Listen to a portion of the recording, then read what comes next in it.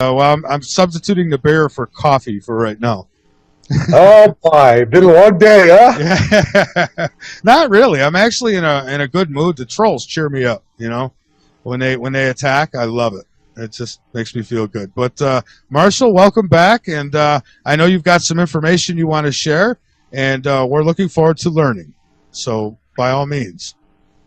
All right. Well, there is a lot to do since the last time we talked. We've released 3 videos in our Planet X 101 series, and you can see that at yowza.com, YOWUSA.com, and we have the ones we brought up are Deep Impact, Nibiru Nearing, and Pole Shift.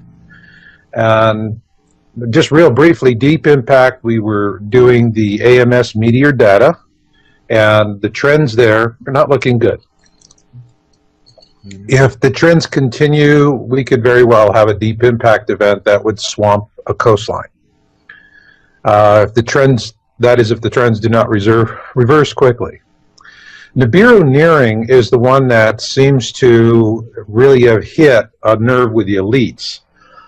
Excuse me. We have several observations, including several from Turrialba, that webcam we've been tracking in Costa Rica. Mm-hmm. And in response to our program, which went up on June 8th, the U.S. government had the camera tilted down into the dirt, so it's no longer usable. So what they've done is they've stopped the making that webcam or that surveillance camera available for viewing. And if you go to my webpage at YOWUSA.com, you can see the Planet X 101 series, all 4 programs. It's about 3 hours. And for those of you who are newbies, it distills what would be the equivalent of 3 years of personal research effort into 3 hours. So this is a really fast and friendly way to bootstrap yourself into the topic. But also when you're there, read our article, It's Time to Look Up. And in that article, I document blow by blow. But this is smoking gun proof of suppression on the topic. Yeah, and Marshall, if you remember correctly, after the last time you were on, I had to email you to let you know that, not that I'm anybody special or important, but I, double check stuff. I took like timestamps from your video and I went and looked, and I could account for everything except for that object. And so, yeah, that is, and then I get people saying, well, it's a reflection on this and it's a reflection on that. Well, in previous videos, we have shown the object slipping behind the cloud banks. So tell me if a reflection can do that. I don't think so. Yeah. Peter? So I'm here. Sorry, I was just listening. Oh, I had watched the videos earlier, and Marshall, I have to say, I've been interviewing you personally for about 3 years, and I've noticed over that period of time, at least 3 years, and over that period of time, you've continued to refine your work and provide more accurate data. And now, I'm thinking, okay, sooner or later this is going to have to show up. I was not a big, and I'm still not quite a big fan of Nibiru, but for different reasons now. But I wasn't, based on Zechariah Stitchin's work, I was not a big fan of Nibiru. I said, hey, we're crossing the galactic plane, and I can see Earth evidence of this. However, we watched Elenin come in and go out, and that wasn't Nibiru. And we watched Ison come in and go out, and that was supposed to be everything from the mothership to Nibiru. And no, it's not time yet. And I knew these things based on the prophecies, based on the timing that's laid out in the prophecies. However, when I'm listening to this data here that you're presenting, and I'm looking at the timeline of my data in the prophecies, I'm saying, uh-oh, heads up. Yeah, that is, whichever way you cut it, we're in deep poodoo. We are. Yeah, and it's the timing of the events, and we'll get into this a little bit more, but it's the timing of the events with the blood tetrad moons that started in April on Passover. and they're going to end on the Festival of Booths, which is September 28th, 2015. Interestingly enough, the next Passover has been miscalculated. It's on the calendar as April 22nd, when indeed, when you do the calculations as prescribed, it should be March 23rd. Interesting. It may come at a time when you think not. Yeah. Well, So I don't think you'll I'm mistake looking at it. these things and what you're saying, and I'm saying, okay, well, maybe we should pay attention to what Marshall has to say. Yeah. You know, I find the denial factor is just amazing to me. You know, if you create a Google search string, end times, Bible, and deception, okay?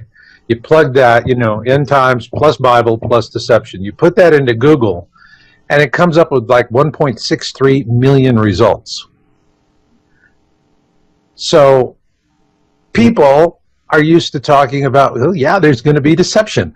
1.63 million results. I mean, stop and think about it. These are web pages that are hitting on these keywords in that sequence. And yet people still say, well, if it was that big, the government would have to tell us about it because it would be that big. Yeah, and if you believe that, I have a bridge in Brooklyn that's for sale. It's going cheap. It's going quick. To you, whoever wants to buy it, $300 million. You can put a toll booth on it, and we're good to go. You can make your money back in a year. I promise you. There's a lot of traffic that goes across that bridge. And you know, it's what I'm seeing is you know, is just part and part of the suppression. What makes the suppression really so effective is that people really do tend to cling to the bliss of their ignorance, like jealous lovers. They do not want to. They don't want the news, but there's a growing minority of them that do, and that are waking up to it.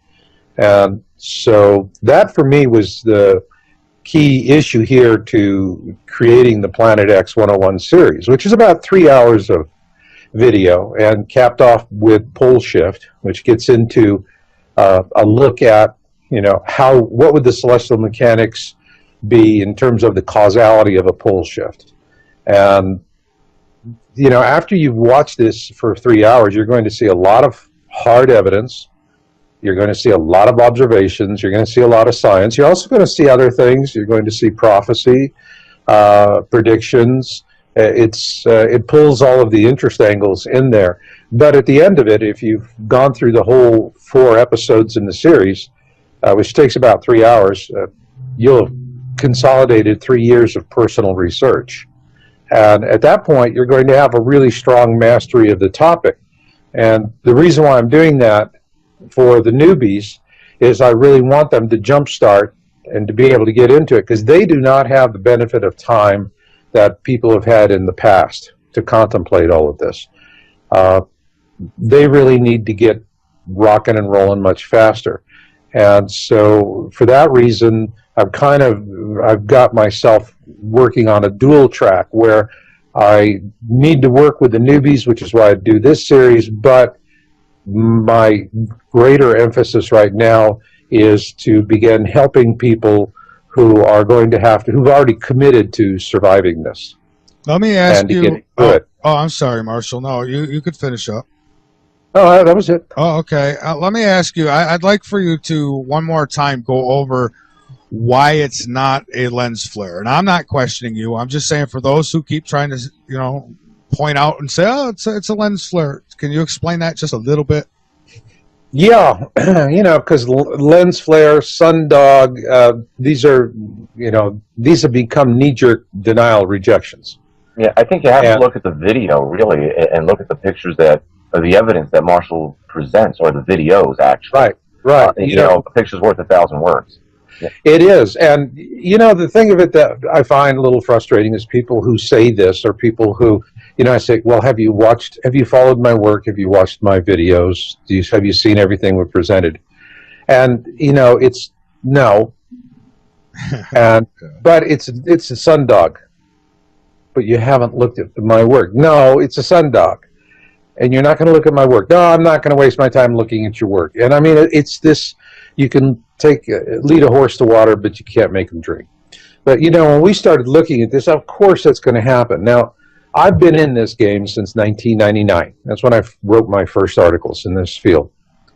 And it was in about 2003 that I started seeing a real heavy disinformation effort by the operatives being planted with these sundog cell phone pictures. And this was in the days when you had the early camera phones that had, you know, like 1 to 2 megapixel cameras. 2 megapixels was woo.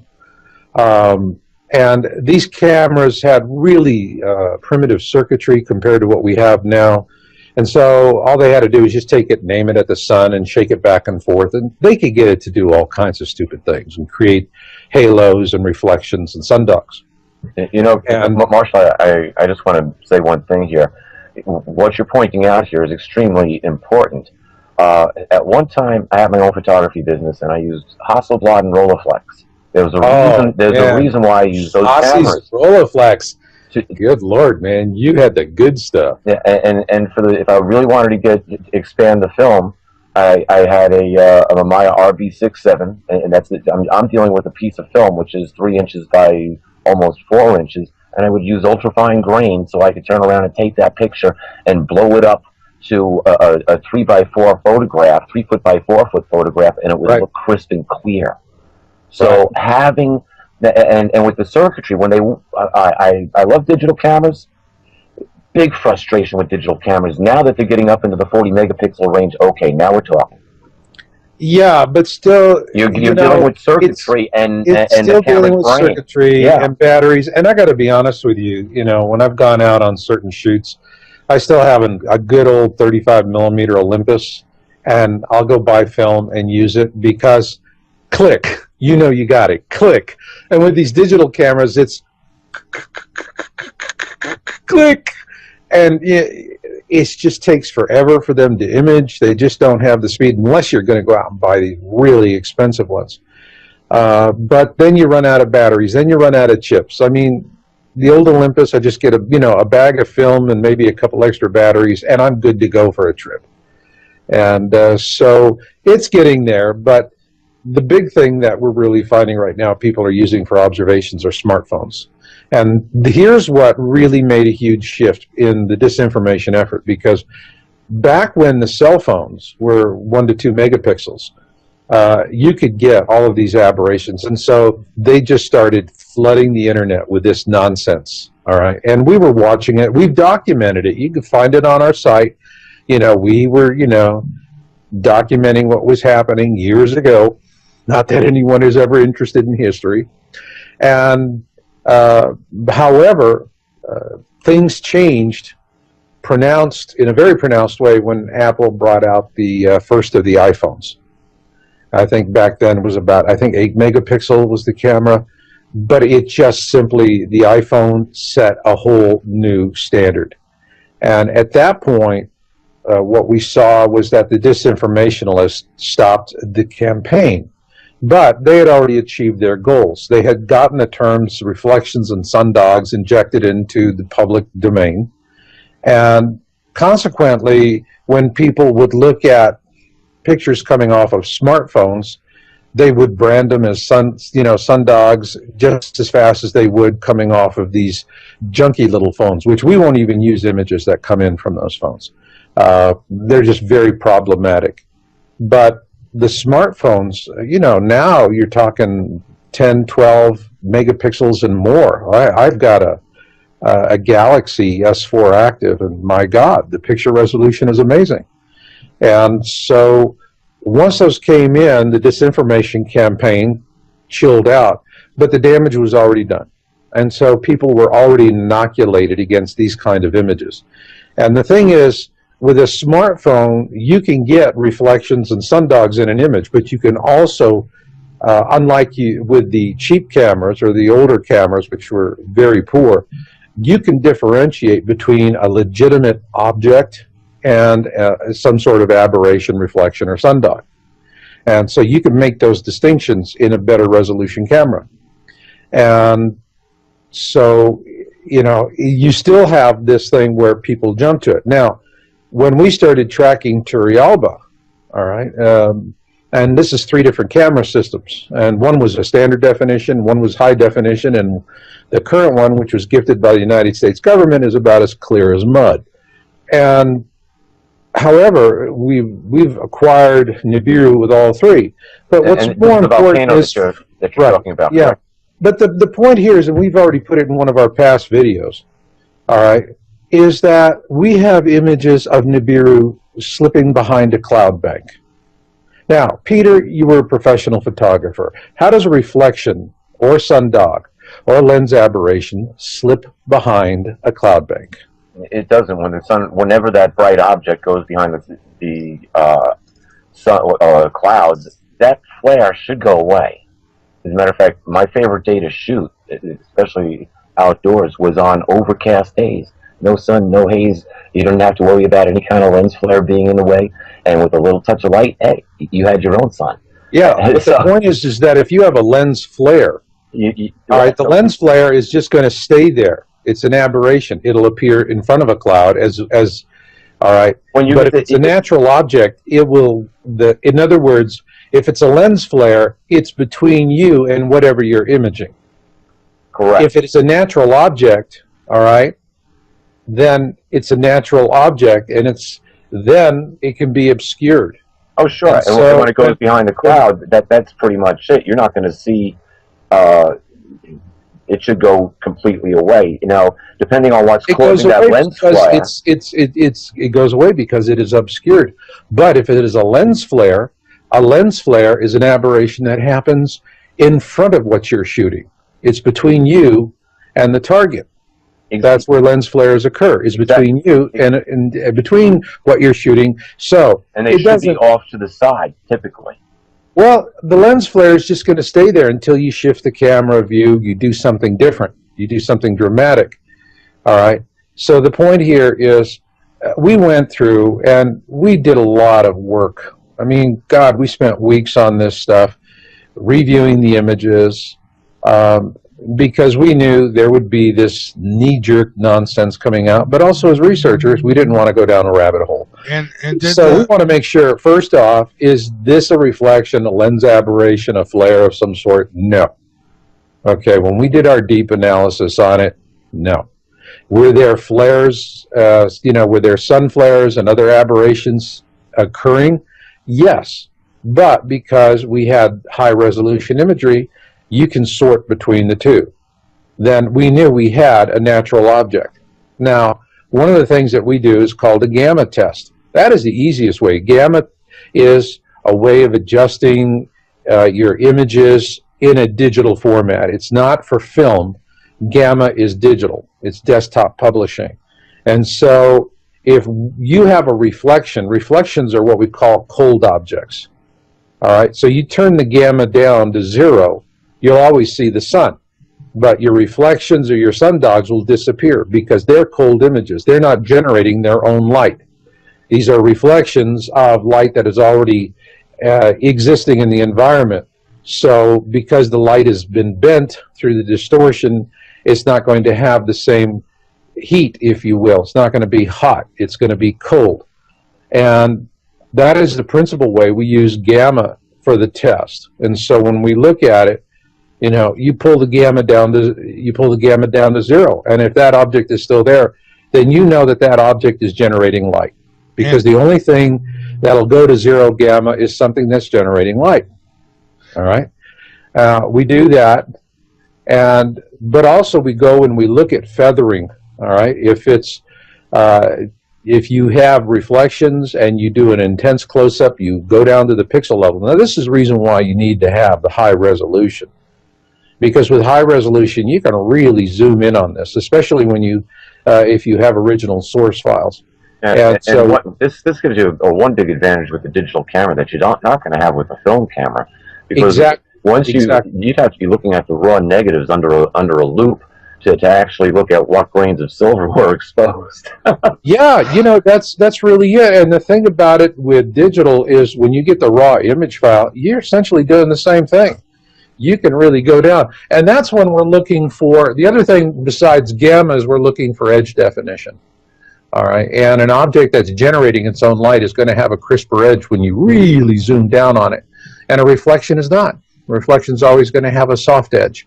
So are sundogs. And guys, so these are the kind of things that we do when we're evaluating these images. And you know, we're just not, I'm just not going to be buffaloed by a bunch of disinformation operatives who have just gone out and tainted, you know, the discussion with, you know, they do that. Like now the current thing is, you know, before sundog, sundog, sundog, sundog, you know, and everybody says it because they think, oh, well, it makes me sound intelligent. Okay, good. All right. And they really don't understand, you know, to the level that we do. Now the new term after sundogs that the disinformationalists have created is fear porn. Okay? And so these are code words. These become code words. It's this is social programming. And when you hear these code words, the immediate emotional message people get is, don't look at this. Don't look at this. Don't look at this. All right? And that's how it works.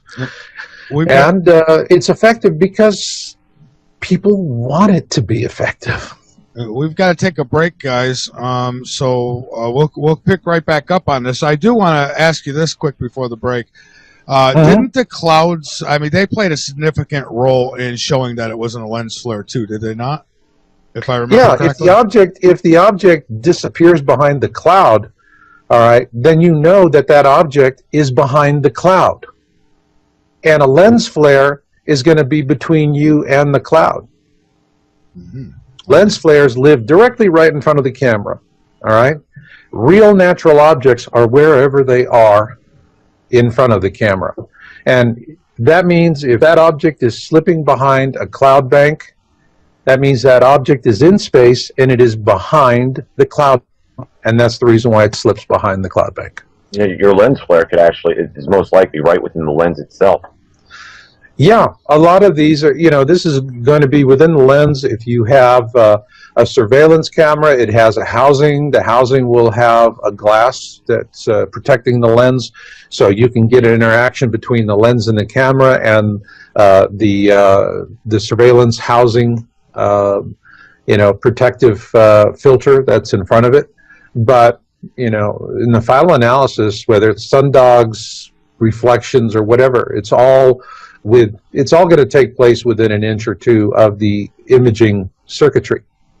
All right, whatever's existing in the environment is whatever's going to be in the environment. And in the case of Turrialba, we're looking at infinity as the setting. So, you know, we're shooting the other side of a volcano. Behind that is going to be cloud banks. Behind the cloud banks is going to be the sun and whatever objects are visible.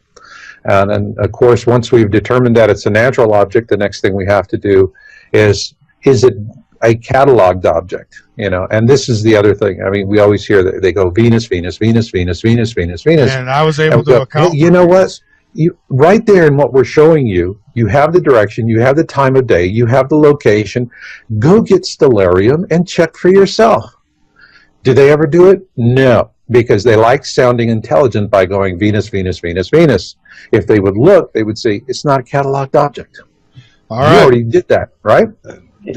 Michael did, yes. Marshall, when we come back from the break, I want to ask you about Antarctica. All right. Okay. Peter, take us into the break while you're there. Folks, stay with us. After the break, we'll be going to Antarctica. We'll be back, everyone. It'll be a bad luck day, but I'll tell you, why do I always feel so good on Friday the 13th? That might be bad. It's a full moon besides. Oh. This isn't going to happen for like another 80 years or something like that. I forgot exactly what it was. But, you know, I get a kick out of it. I always like Friday the 13th. It's like, okay, you know, let's stare destiny in the face. And especially on a full moon. But you know where Friday the 13th got its unlucky aura from? I don't know. It was Knights Templars. Yes, it was Friday the 13th that they started rounding up Knights Templar and officially ended the order. Or at least those who were running the order anyway. See, and Friday the 13th has never been a bad luck day for me. I've never had a Friday the 13th that I could look back on and say, oh my God, I'm not getting out of bed today. They've always been pretty good, so I don't know. I agree with you. It's like, hey, today's Friday the 13th. Cool. Let's go live life. Yeah. Good night to drink and watch some scary movies, right? Speaking of which, Marshall, I've been watching Antarctica for at least 2 or 3 years. It's right on my main feed here. It's the second Newmeyer station that I've been watching. Their essential live, semi-live snapshot feed of the station and the horizon. And I've watched the sun rise lots of times, and I've watched the moon rise lots of times, and I've seen some things I can't explain. Now, some can be explained by, quote, lens flares. As a matter of fact, the first time I looked at something, I go, wait a minute, what in the world is going on here? What am I actually seeing? But I've seen some things which can't be explained by lens flares, and there's one that's going on now. But here's the interesting thing. You brought up the volcano, where they swapped out the camera, and the image turned to garbage. Well, the camera that they had at Newmeyer Station was a pretty good camera. It showed everything. It had, the Aurora Borealis, or I guess it's down there. It's what is it, Aurora Antialis, or whatever the heck it is. That it's called something differently down there. The Southern Lights, the equal thereof. Beautiful. You'd see it right in color some nights. The sky would just light up green and different shades, and you can watch the shimmer as you watch the still photo. Changed out the camera. Now it looks like you have an old black and white TV that you turn around and you're in between channels, or you're on a channel that's not transmitting, and you got nothing but snow coming across. As a matter of fact, it was so bad that they actually put in a little sub-screen camera next to it, so you could still see that the station was there without the snow. Now, they have improved the resolution of it a little bit, but boy, not like it used to be. Now, the interesting thing is that I've been watching something rise almost every morning for at least a year that I've been writing off as Venus. I'm not an astronomer. I'm not going to go run down and educate myself in something that I barely know to go find information that doesn't really affect my life today, something that I already know is coming, and I've got a man that is dedicated to understanding it, and his information is right at my fingertips. So, seeing as you're here, Yeah. do you keep track of how closely do you follow what's going on in Antarctica? I'm always getting stuff, coming across the transom on that, and oftentimes we find it is a cataloged object, and so you don't get anything. In terms of the resolution being changed, I mean, that's obvious. Instead of going in and mucking with the camera feeds, because things do sometimes fall through the cracks, it's just easier, to replace high-definition cameras with clear-as-mud cameras. I mean, I think literally they had to go and get some of the original cameras that were used to film the Kennedy-Nixon debate. Yeah, it almost seems that way. It's like, they just look awful. That's what they did, with Turrialba. The first two systems were put up by the university that operates it there in Costa Rica. And when the second system, which was a very nice high-definition system, when it was disabled during a volcanic eruption, and these things happen, it's a very active volcano, it's a very dangerous environment up there, and it's hard on the cameras. The thing about Turrialba that's very different from other volcano cams and surveillance cameras or webcams is that 99% of the other volcano cams are all pointed out to the east, because that's either they're pointed directly to the east or they're pointed right down into the mouth of the volcano. To the east, they want those really fabulous sunrise pictures in the morning, which are really fun to look at. With Turrialba, what they could only work from the eastern flank of the volcano.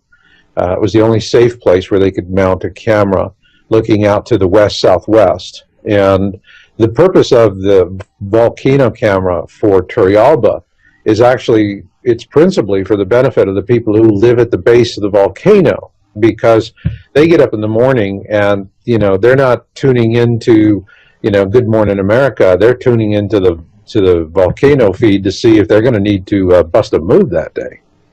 And So it's always had a very good field of view to show people what's happening in the volcano, particularly with a couple of the vents there.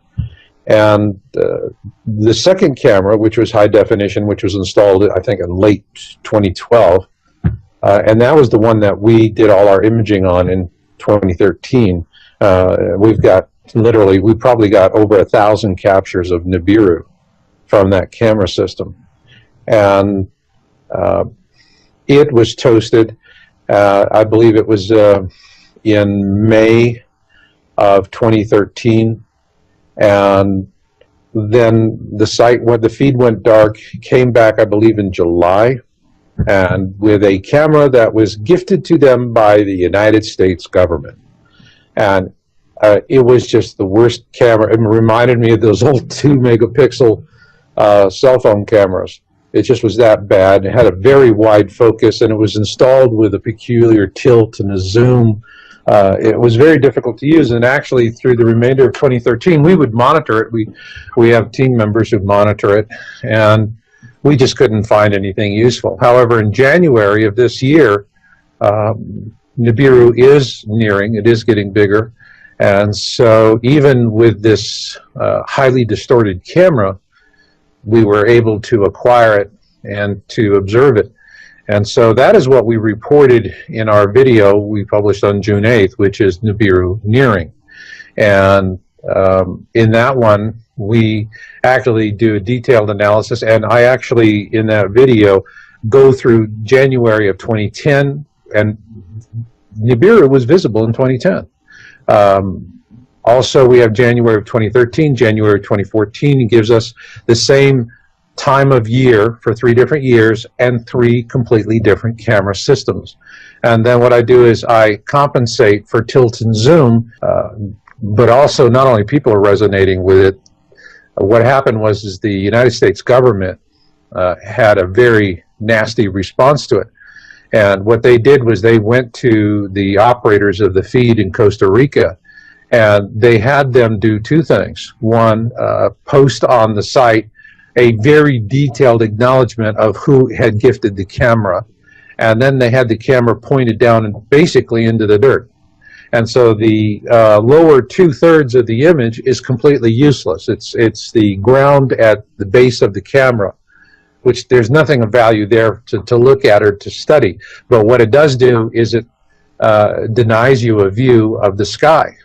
And so their response to our video of June 8th was to make the feed completely unusable by perverting the image from the camera, which is completely inconsistent with anything that that university has been doing since 2010.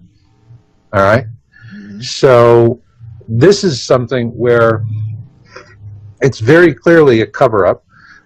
We document and explain it. I published an article this morning. It's time to look up, and it really is. And I get from people after we go through the cell phone sundog issues and all of that, and all the all the usual yada yada from the disinformation programming. People say, "Well, okay, so why? Why should I care? Why should I care?" And the reason why they should care, and the reason why there is suppression, is that you have to understand what the global elites, what their strategy is. The people that throw all of these nonsense objections at me are not the wealthy people. And I'd like to the top 2% of the world, they got their bunkers. I'm telling you, you would have maybe only 1 out of 100 doesn't have a bunker, or hasn't made arrangements to go into a taxpayer-funded bunker. Go ahead, Michael, and then I want to make a comment. Okay, I just wanted to say quickly where my interest came in this whole Planet X ordeal is back, and I just want to go through this quickly. Back in 1983, I went to John Marshall High School in Rochester, New York, and my science teacher was Mr. Freeman. So anybody wants to look that up and see if I'm telling the truth, you can look it up. And in that class, we would get once a week, they would give us a little like magazine type, real thin, few-page pamphlet from NASA, and it was part of our science. We were supposed to pick a story out of there we were interested in, do some research on it, and write about it. Well, Right. I came across Planet X. NASA said they found it. And this was in this magazine. I remember going home. I was excited because in it they said there could be life and blah, blah. You know, they said a few things about it. And, you know, and I didn't think nothing of it. Years went by. I didn't hear no more about it. Then I started listening to Art Bell back in the 1990. And I heard it mentioned a few times, and it clicked in, and I remembered, and I says, hey, I remember reading about that. And since then, I have been looking into it. And I've come across a lot of stuff that points towards it. I've seen a lot of bull crap that's come out about it. I have to say, Marshall, you are the only one. And I am a hard person to convince. Anybody that listens to this show knows this. I'm hard about these things. But, Marshall, you are the only one that has provided me with something that I could actually verify that is out there. Now, I could say I don't know exactly what it is. I wait for your data to find out if this thing's moved or where it is and blah, blah, blah. But it's there. It's, if, in my opinion, and I'm no professional, but I did what anybody could do. I took the coordinates. I went. I looked on a star map. I found this object, and it wasn't Venus. It wasn't Saturn. It wasn't Jupiter. It wasn't any of those. It wasn't any of the moons, and it wasn't a lens flare. It's there. I don't know what it is. You do, but it's there. And so you have verified more to me than anybody ever has on this topic. And I'm not blowing smoke up your butt. I'm just saying. So that's where I'm coming from on this, so people understand. And Peter just lost his internet connection. Or did I? No, Peter did. And when he went down, he took everybody down. All right. So let me hang up here. Okay, hold on, folks. We got nailed here. All right, let me first get Marshall back on. This is the general mailbox for your own world. Well, that ain't gonna work. All right, let me first get Peter back on.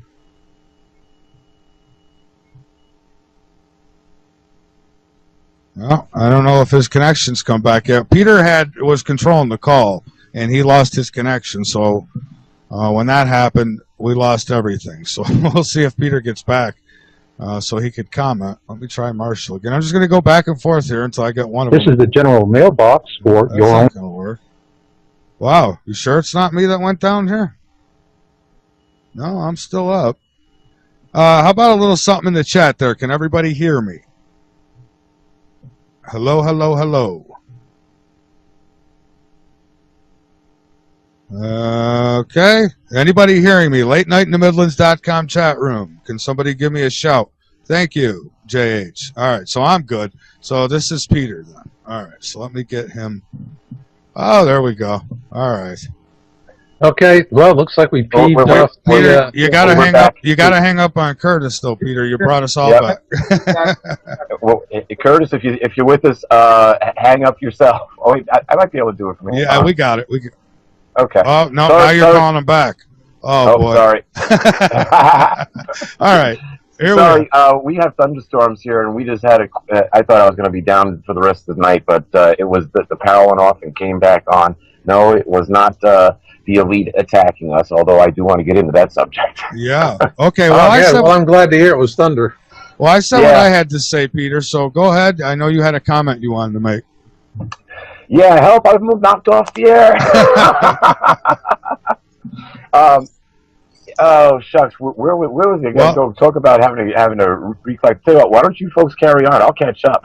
Well, I was just talking about my interest, where my interest came in this subject, and that how Marshall Masters, and I've been critical. Believe me, I've had a guy, and Marshall, you know him probably pretty well by now, King Don. Who's in my chat, and him and I would argue back and forth, and I'd say, yes, Marshall has some good information, but it hasn't been proven to me yet. And then finally I saw that video, and I could honestly say you found something. So, it's... Let me say this. I forgot my original thought in the scurry to get back online, but that's okay. I will say this. I've listened to virtually everyone that is out there at one point or another. People will say, have you listened to this person? And I was like, oh, geez, I listened to that person. They go back and look at the video. Yep, I've listened to what they've had to say. I've listened to what all of the I'll call them David Icke wannabes or whatever they are. I've listened to what they've all had to say, and none of them have an answer. Other than, oh, well, we're going to reach a higher dimension, and we're going to ascend, and we're going to experience a new life someplace else. Hey, that's called rapture, folks. which is not substantiated by the scriptures, by the way. The idea of the rapture came out of a large evangelical movement that happened back in the early 1800s. You'd be surprised how many religions are still around, which was started back in the 1800s. They just grew into something else. But that's where this whole idea of the rapture began. Before that, there was never any mention of a, quote, rapture. I'm not going to get into church to dogma, but that's not why we're here. The interesting thing is, though, when you do look at the scriptures and how it's laid out, I use it personally as a timeline. I have a long education in it. I've studied it all my life. I go back and reanalyze it. And I've listened to all of these people. And I've listened to the scientific end as best you can. I gathered a lot of information from Richard Hoagland, right up to his $33 attendance for his Comet Ellen seminar. And I didn't pay the $33. It was eventually put out on YouTube, and I watched it for free. But I just thought, boy, isn't that an interesting number? Isn't that telling? And eventually I stopped paying attention because what Richard was saying, now I did learn some things, but it wasn't what he was, when he would say something, it was like very esoteric, non-definitive. It was out there in the ether someplace, and you had to wait for more information. Stay tuned for drip, drip, drip. And so, you know, it's like, come on, give me a break. And then the trolls, whenever I would make a comment on his Facebook page, the trolls would come out. Oh, exactly, that's fear porn. I know it's not. It's a warning. I don't know how many times I've used this expression. If your house was on fire and your neighbor tried to wake you up, would you tell him, go away, it's fear porn, you're a fearmonger? Well, and I don't try to convince anybody of anything. All I'm doing is I'm trying to get truth. Once I confirm something and it's real to me, I'll then share it with others. And if they want to, you know, follow along and look into it, great. But a lot of times, and I'm not saying everybody, but a lot of times I find this on YouTube all the time. You got people trying to debunk that have never even, you know, I call them the parrot society. They repeat everything they hear. They don't want to do any research of their own.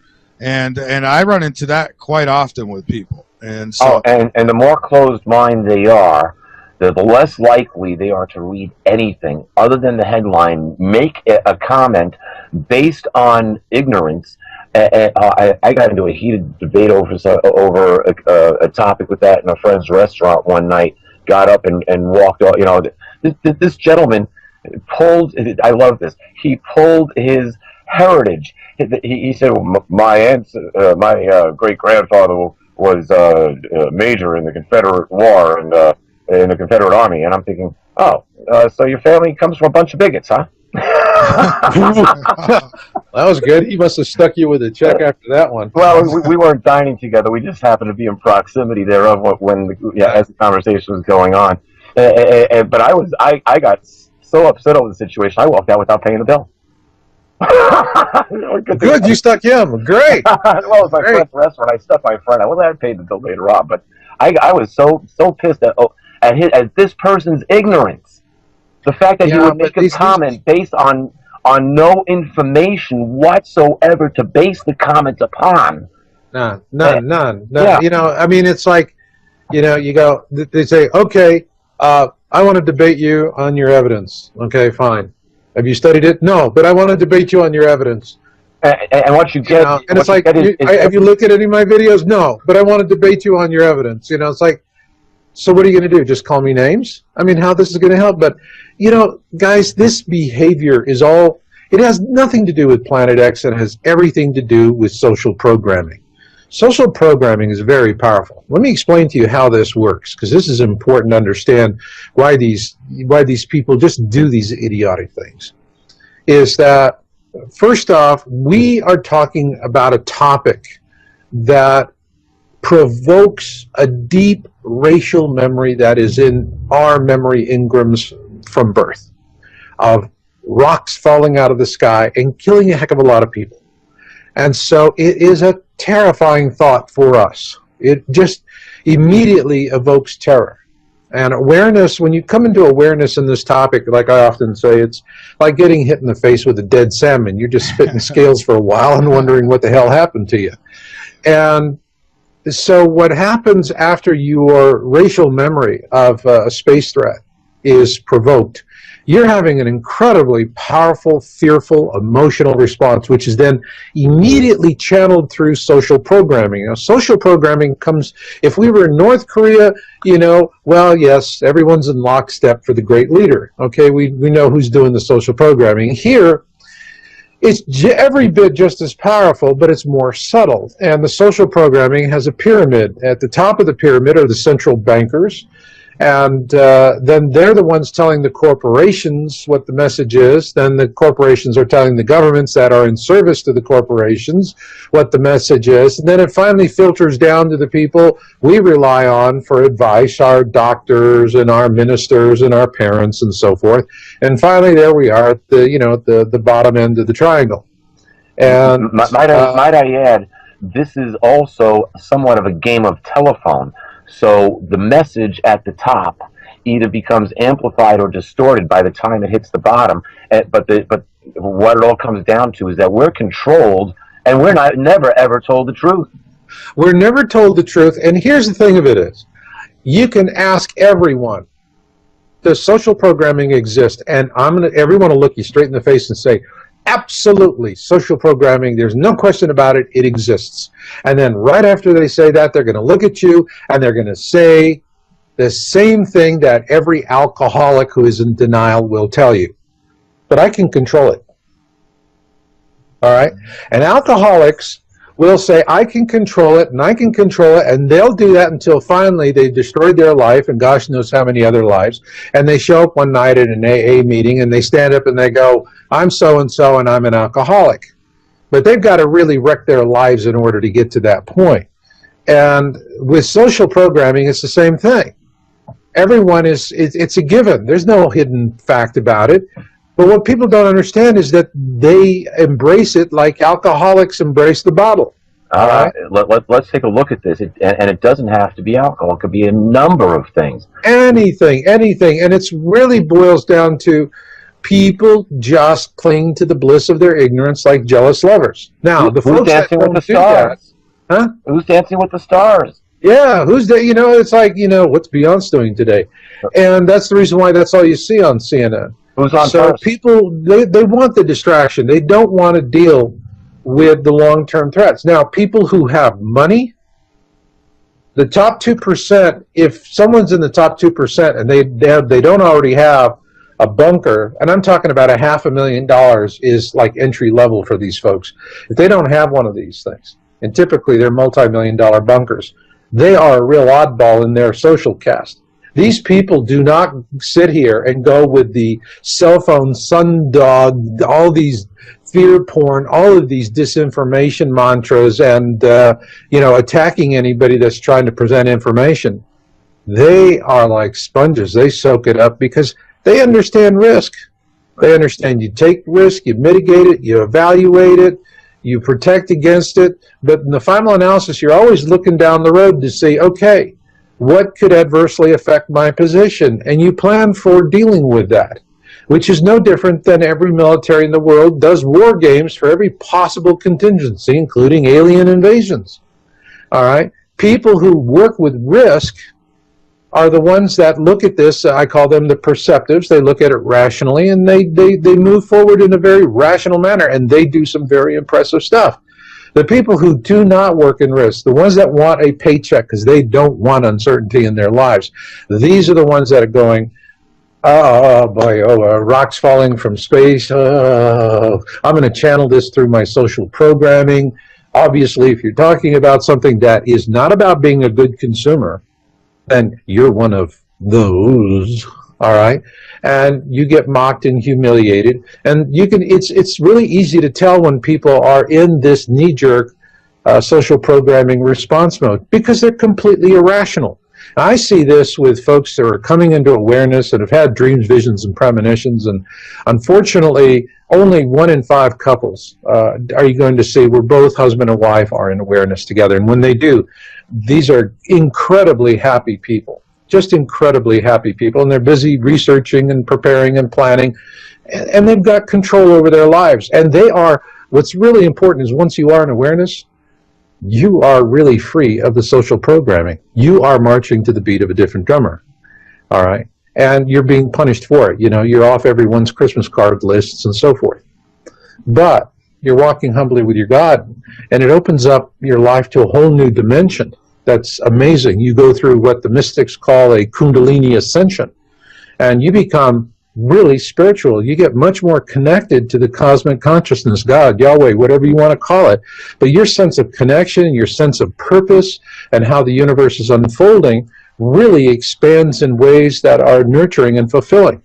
And for the people who are the fear babies that are still stuck in their social programming with these knee-jerk reactions, they can't relate to it. And what I see with these couples is that one in awareness will tell the other, honey, just please look at this mountain of evidence I've accumulated. And the spouse, who's a spoiler spouse, is going to go, no, it's all stupid. I don't want to look at it. It's never going to happen. But just look at a few things. No, it's all stupid. You're stupid. And if you don't do it, I'm going to divorce you. And see what happens. That's it. It gets into these really, really nasty threats, bad behaviors, name calling, mockery, humiliation.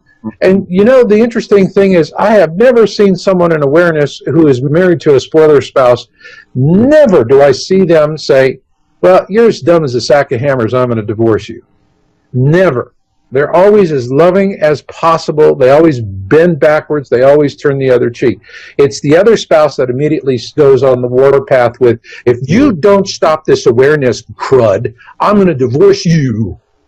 Okay? And the hammer. You'll burn in hell. You'll burn in hell. And the interesting thing is about once that thread is laid down, the spoiler spouse, then they've hit the nuclear button. Okay? Now it's a winner-take-all kind of situation. And in 1 out of 10 cases, I see that the spoiler spouse will divorce the person in awareness. But in the final analysis, 9 times out of 10, it's the person in awareness that winds up divorcing the spoiler spouse, if for no other reason than you're just tired of dealing with all the negativity they're injecting into your life, and you just want some peace and quiet. Absolutely. You know, I remember this one woman who has been studying the topic for 20 years. And she finally, her husband just got totally freaked out when she said, we need to move away. I'm watching shifting weather patterns. We need to move away from where we're at. We need to go. We need to relocate to a different area. And he said, that's it. I've had it with you and this nonsense. And he went out and divorced her. And he got an attorney and just ripped her to pieces. He took the house. She got brutalized in a divorce, and she didn't, that was fine, okay. And she wanted to relocate, and she did. A year after the divorce, and she relocated. The house where her husband had taken from her was completely washed away in a flood. I mean, the whole house, right off the foundation. Peter, your stomach's growing. And this guy has just lost absolutely everything because his allegedly crazy awareness wife was telling him it would happen, and it happened just as she said it would happen. And what did he kept saying after that? No, you're still crazy.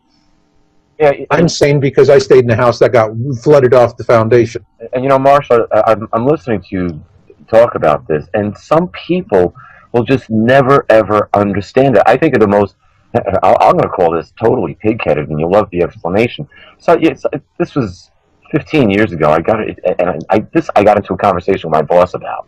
And I made the comment that pigs classified as pachyderms. And he said, oh, no, pigs aren't pachyderms. I said, yeah, I'm pretty sure they classify as pachyderms. Nah. Well, anyway, I turned around and I searched around the office. I found a dictionary, looked up pachyderm. And it gave different explanations, including elephants, hippopotamus, rhinoceros, and pigs. My one sister is at about 60 feet, and the other one is, I'm not sure exactly, but somewhere around 150 feet. She's just a little bit further inland. And it's funny, I used to talk to them all the time. And so I told them, get the hell off the coast. Nope. Sell your property, get off the coast, move inland. I'm the only one that lives over 1,000 feet. And I got a 1,000-foot moat between me and the ocean. And after hey, Peter, I'll send you the mailing address for FOA. I Future Orphans of America. Seriously, I literally gave my brother my boat and said, "Here, do not keep it strapped down to the trailer, and make sure the tank is full." Hey, listen, we've got to take a break, fellas. When we come back, I would actually like to do that. Let's talk a little bit of where it is, when we can expect arrival, and let's talk about some areas and where might be safe and where might not be safe. So, Okay. all right, guys. This is Late Night in the Midlands. I'm Michael Vera with Peter Kling, our guest Marshall Masters, and we've got him linked up on the homepage here. And say hello to our radio affiliates over there on the Dark Matter Radio Network. Hello to all of you who come over and listen to us here on Late Night in the Midlands. And, of course, High Point Radio, the top of New Jersey, 1700 AM and 100.5 FM. That's covering New York, New Jersey, and Pennsylvania, and certainly everybody listening via internet. Welcome, and that is around the world, of course. My guest tonight, Marshall Masters. I got Peter Kling, who's co-hosting. So you can kind of call this Late Night in the Midlands / World Watchers, if you will. And, we were talking about trolls, and we're going to get off this subject here quick. But what's funny, I had a guy who used to pop in the chat by the name of Helmet. And I knew who Helmet was all along. And, once you bust these guys, what they do is they come back with new emails and new names. And it just goes on. And next week, Dr. Nuccitelli and I will be discussing that very thing. But, Marshall, we are back. Peter, we're back. And, Marshall, I thought maybe in this last hour we could talk about where it is, when we expect its arrival, and what people should be doing, whether they believe that this is coming or not. It's not a bad idea to prepare, but go ahead. Hold on just a second before we turn Marshall loose. Whoa, big fella. Something I do want to say, and here I always give credit where credit is due, and I want to say kudos to Marshall on his work. Just about a year ago, it'll be a year ago in the beginning of July, that I did an interview with Alfred Weber on the 2013 to 2017 timeline. And in that timeline, I laid out the tetrad moons, which we have entered as of this year, and as I said earlier, and the different events that we could expect to happen under the tetrad moon cycle as it comes around. Now, the fact that they are tetrad moons is unusual enough. In other words, there are 4 full lunar eclipses in a row without any partial lunar eclipses at all. Interestingly enough, during the same time period, there are 4 solar eclipses, 2 full, 2 partial. The full solar eclipse, the next full solar eclipse happens on Nisan 1, 2015, 2 weeks before the blood moon of Passover. So you've got these. Now, what's even more bizarre is that this started off on a synchronization with the Gregorian calendar of essentially the same date, April 14th, Nisan 14th. It never happened before. The blood moons are unusual enough, but now they're all on Hebrew holidays, the 2 most high holidays of the Hebrew calendar year, for 2 years in a row.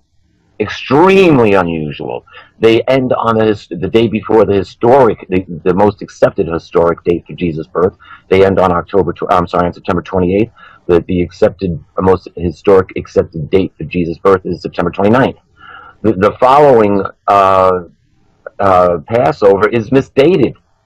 It's coming a month late. However, I'm going to go back to this video that we did, and you can make reference to it because it's not about the timeline. It's specifically about this event.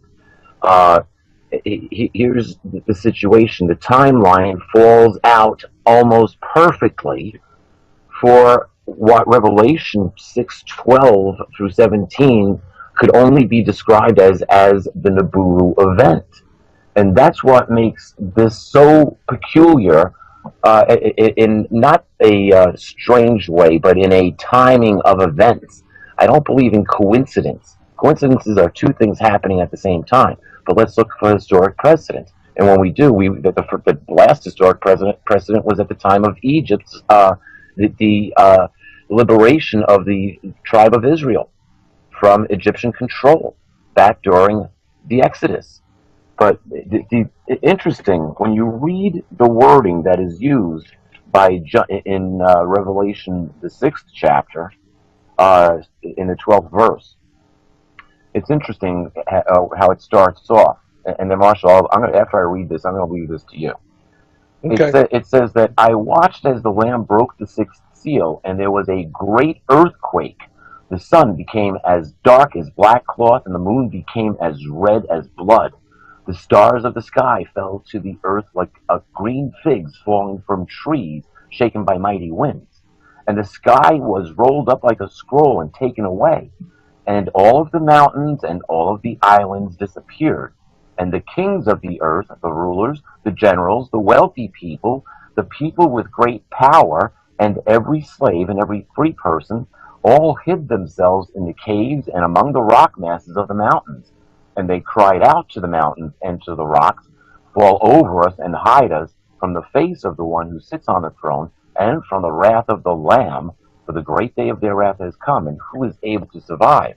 Now, when you go back to the first Gulf War, Norman Schwarzkopf carried out what was called shock and awe. He took out his enemy's eyes, he took out his enemy's ears and speech, and then he took out his enemy, and that war was measured in hours, not weeks, months, or years. Of course, it led to a war that's never ending there since. But you see, once this Nibiru event or Planet X event happens, we can pretty much kiss all communications goodbye. And the event itself is timed according to the prophecies. And so I cannot ignore your message, Marshall. I cannot ignore it. I can't either, because it's hard data, and I love that stuff. It's like it's synchronicity. Is it coincidence? It's one hell of a coincidence, yeah. Because it's this event which takes out the eyes and ears of the military and all their advanced weapons and all their goodies that they intend on using against the people and whoever might be showing up, and it puts everything in the hands of a higher power. Think about that. An off-planet higher power. Call it what you want, but we are going to be impressed with what happens by the time it's all over. At least those of us who survive it. Well, that's my bag is, I want people to survive it. What I see, and I talk about this in this article, it's time to look up on my site. I posted it this morning on yowza.com, YOWUSA.com, and I really give people the big bada bing of what's really important, why they should be looking. And because in my video, I have a guy from North Carolina, Richard Bowler, who made 2 observations of Nibiru, and the chemtrail spraying was really hard, and so he got to see it in between chemtrail spraying from 2 different locations in the same city on 2 different dates. And the interesting thing was we correlated those 2 being in the same area of the sky as we were observing Nibiru from Turrialba, and we also show that in the video. But the point I'm trying to get across to people is that when I look at what the elites are doing, I see a completely different scenario than what I see with the common man. The common man is just all over the map, and they're in denial, and they don't want to. And interestingly enough, the Bible tells us exactly that's what's going to happen. People are going to be deceived because they want to be deceived. It's going to be the rare few that are not. So it's a pandemic of denial. But for the elites, they've got a long-term strategy. And what they're seeing is, right now in the present-day world, the elites who control this world, if it were a poker game, they're holding a royal flush. You're not going to beat their hand. So carping and complaining about it and all the injustices and so forth, why bother? They're going to win, and they're going to do whatever they want to do. Marshall, if I might just interject here for a second. When just about the same time as I was done writing literature, I think I was in the process of having the editing done, I made friends with an heiress to the Maersk shipping line. Mm-hmm. And this was when they were having those really bad forest fires in Greece. She was on her yacht out in the Mediterranean, and we were communicating via who knows how. She was hooked up to the internet, and I was like, when she told me her name, I said, I've seen your family, I've seen your name before. She said, yeah, we move things. I'm like, okay, whatever. But she had said this, and I said, well, we got on the subject of Armageddon. And she says, oh, yes, we know well of Armageddon. Not worried about it at all. She says, I've got a place to go where I can stay for 18 months and live totally happily without any problem whatsoever, with no inconvenience. This is a woman who's heiress to one of the largest shipping lines on the face of the earth. They're commercial movers. You see their trucks or their containers going up and down the highways of the world, literally. Right. At least I have. And she's, yep. But this is what, 7, 8 years ago I published, 7 years ago this was. And yep, we know all about Armageddon. We are all ready for it. I live very comfortably for 18 months. You know what? she will live comfortably for 18 months, and then it's not going to be so good, because what we're looking at now, looking at the way these objects are moving through the sky, we're talking about a catastrophe that's going to last a decade. All right. So all of these bunker bunnies, we call them bunker bunnies because they've got these luxury underground condominiums. They're going to sit down there for 2 years eating MREs and watching The Sound of Music.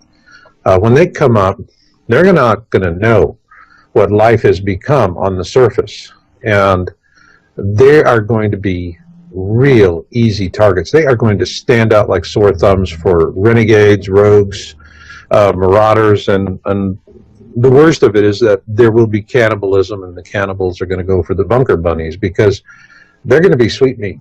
They're not going to be living on tree bark and worms. They're going to be eating well.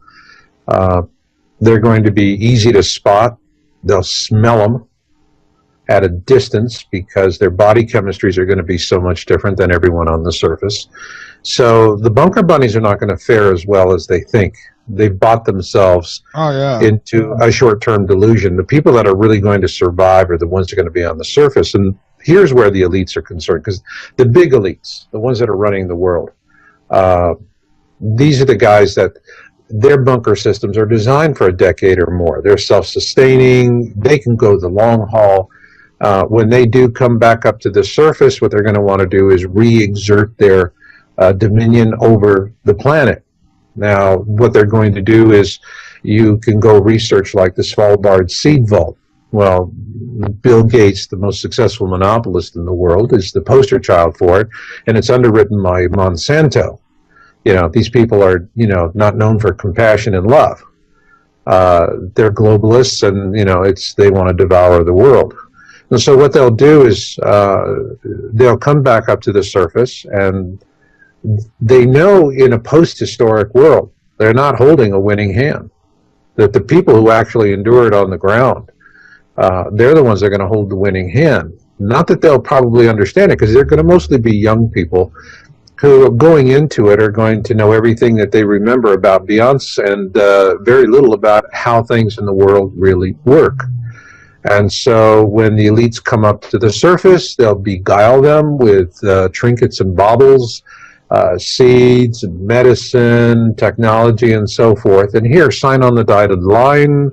And what people are really going to sign away is going to be their freedom. They're going to sign themselves into slavery. And if that happens, if that is successful, then if you want to know what the world is going to be like after the pole shift and after Nibiru, if the elites are allowed to, if we don't call their bluff, just simply call their bluff. If we don't do that, and we're stupid enough to sell our birthright for a bowl of lentils, what will the world look like? Go rent Hunger Games. That's exactly what it's going to be. It's going to be a horrific, class warfare kind of thing with a whole lot of very poor, hungry slaves and elites who are, into their nonsense and maintaining their power. On the other hand, if the people who do survive this, all right, are knowledgeable enough to understand what's really happening, then they are going to know who the elites really are. They're not going to be beguiled. And so that is the real important reason why people need to become aware of Nibiru, what's happening, the kind of things that we're talking about, because if they are aware now, they'll carry this knowledge with them, and when they're on the backside, and keep in mind, it's people in their 20s who are going to be the principal survivors of this, because they're going to have the physical strength and enough life experience to make it. But what they're going to remember of this world is Beyonce and their student loans. They're not going to know anything about what we're talking about in this conversation. But if they do, and there's enough of them that know, and they know that this is what the elites do and how they manipulate people, they're not going to sell their birthright for a bowl of lentils, and we wind up becoming a slave species for, more generations than we care to imagine. And that for me is the real concern, because the elites right now, they are already prepared for what is coming. They have been for some time. They're working on the backside situation. They know that in this reality, they've got a royal flush. They've got the unbeatable hand. in a post-historic world, they're going to start out with nothing. They're not even going to have two of a kind. They're not going to have two twos in their hand. They're not going to have a hand, period. Their poker hand is going to be worthless, and the only thing they can do with it is to bluff. But these are very talented people, and they know how to manipulate and beguile very well. And so if they can get us to sell our birthright for a bowl of lentils, then we will become a slave species. And, so for me, the real imperative here is just not that people survive, but for me, the imperative here is about being in it for the species, because if the meek do not inherit the earth, the psychopaths will. And that's really what's at stake here, fellas. Meek does not mean weak. If you go and you research the etymology of the word, and here's a classic case of disinformation. The modern dictionaries all give these very diminutive, dismissive, negative interpretations of meek. If you go to the etymology of the word, you'll find that it first came into existence during the 12th century. And at that time, if you were called meek, it was one heck of a compliment. It meant you were a stout-hearted person, you were a survivor, you were someone that would be a member of a survival community committed to service to others and seeking harmony with the world around you and within yourself. And so when you look at the 12th century original etymology of the term as it was coined, that is the profile of the meek who will inherit the earth, period. They will be they're good people. They're the people you want to have for neighbors. And they're the people that are going to work with you. They're not going to subscribe to the survival of the fittest, dog eat dog. That paradigm is going to go away. And we are going to realize, as a result of all of this, that we live in a sanctuary of life called earth, and that we have to be the good and kind stewards of this sanctuary, which includes all forms of life, including our own. And this is the lesson if humanity learns this lesson and embraces it, the elites are anachronisms. They're toast. That's it. Game over for them. They're not going to, they're going to be buggy whips in a post-historic world. But if on the other side, everyone's going, oh man, you can tell me what Beyonce's been doing for the last 10 years? Where do I sign? If we're doing that, then that's it. Future generations are screwed. I got tickets for a Lady Gaga concert. You want to go? Really, Your friends would start killing each other to really go with. That's really at stake here. Is that it's we're going to have a flyby. The pole shift. What we're seeing in the data that we're looking at is that, first off, the objects are already visible. We have images. We've posted them. We've had one man in North Carolina who has made legitimate observations of Nibiru, not once but twice. Other people have. It's just that we don't report everything that we get because we set up very high criteria for what we publish. It has to be something. First off, you have to observe it with your own eyes. And when you send us a picture, you're sending us a picture of what you have observed with your own eyes. It has to be a naked eye observation. That's one. Two, it has to have good resolution, no less than 8 megapixels. You're sending us something from an old cell phone camera, forget about it. We're not interested. Likewise, we get pictures from people all the time that are interesting pictures of Nibiru, very interesting pictures. And when we ask them about it, they say, well, a friend of mine took this. What do you think about it? And all we can say back to them is, well, very conclusively, it looks like a picture your friend took. And that's all we can say. We don't use it. We're not going to post it. I'm not going to mention it to anyone. And then the third criteria is, are you going to come forward and put your face on it? And here's where we've had a lot of really terrific images, and I won't use them.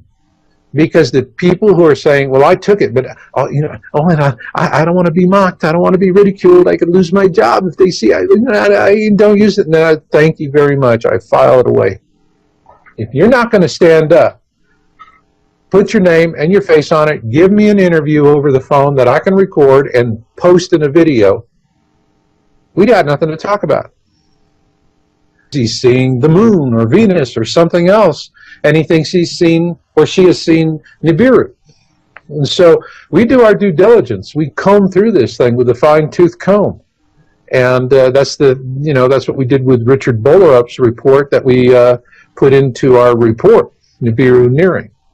If we put it up, because if you put up anything else, all it does is it feeds it feeds the disinformation and the lack of integrity in the reporting we see elsewhere.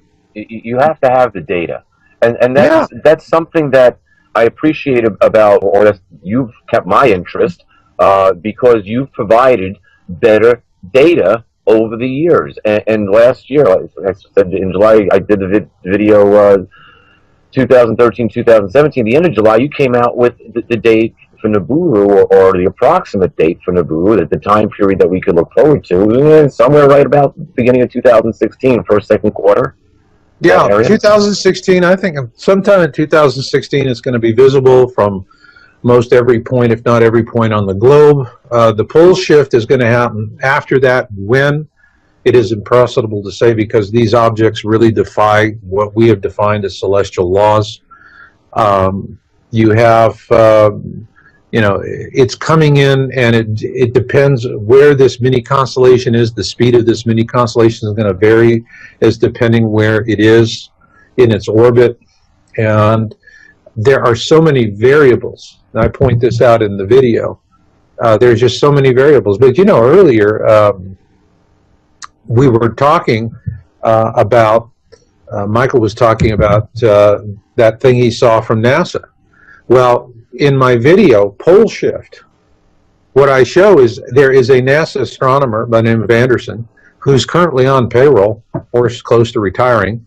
And in not one, but two interviews with the media, with prestigious newspapers, he acknowledged the existence of Nemesis, a dark star, and or a brown dwarf in this case, and the existence of Nibiru. So we have, and once we did that, NASA went to war on me. And that's the reason why if you go to Amazon, you'll see all my books are perpetually, temporarily out of stock.